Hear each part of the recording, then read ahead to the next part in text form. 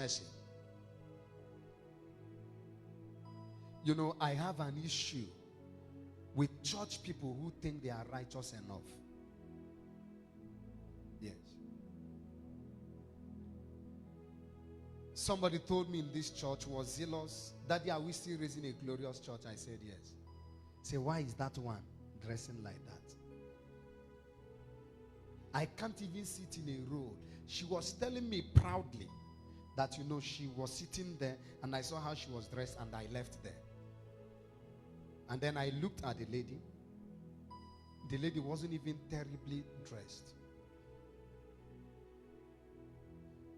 I discovered that the Bible says, to the merciful, God will show mercy. So God shows you mercy in the proportion to which you show others mercy. Forgive us our trespasses as we forgive those who trespass against us. God is a merciful God, but there are those his heart is hardened to. These are people whose hearts are hardened towards people, who consider people not fit enough. How can I take the same communion with her? That's why heaven will be full of surprises on that day. Church is a laundry house. In every laundry house, there is a clean clothes, and there are what? Dirty clothes. In fact, they come in dirty, but they go clean. And anytime a cloth is clean in the launderer's house, is a sign that the clothes should no longer be there. So once the believer has been cleansed, the believer now has a ministry outside the church. He said, you are the light of the world. You are the salt of the earth, not the light of the church. We have a lot of light in church. That's why our eyes are blind. So in every launderer's house, there are clean clothes and there are dirty clothes.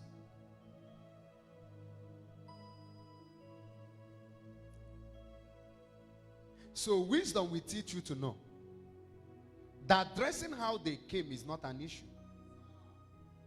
But ensure that there is a meal that makes them not to go back how they came. One of these days in New School Church, I was ministering on the power of his message. And the lady who was a harlot, a guy brought the lady, slept with the lady, slept with her again. By 1 a.m., trusted the lady out. The lady wanted to, raise an alarm. There were other guys that were willing to injure her. So the lady came out. She didn't know where to sleep. So she saw the people doing vigil. It was her ministry then. So she begged someone that had a wrapper because she was dressed shabby. The person had told him and said, no, I'm not giving you any wrapper. I can't give you a wrapper.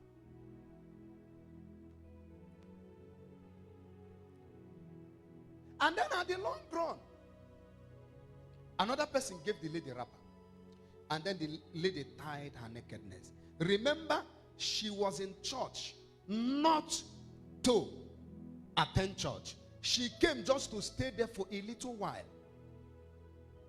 And then after a while, she started hearing the message. As she was hearing the message, and then she came out for an altar call. And today, she's a worker in church. Now, I want you to ask yourself, how holy can you be? How righteous can you be? Blessed is that man whose sin is not imputed on him. The realm of God's blessing is the existential realm of his overflowing mercy. Of course, the grace of God that has come to us should not lead us into reprobacy. Because when Jesus comes, he will be judging our works, not our grace. Revelation 22:12, because I will reward every man according as his work shall be, not according to the grace upon him.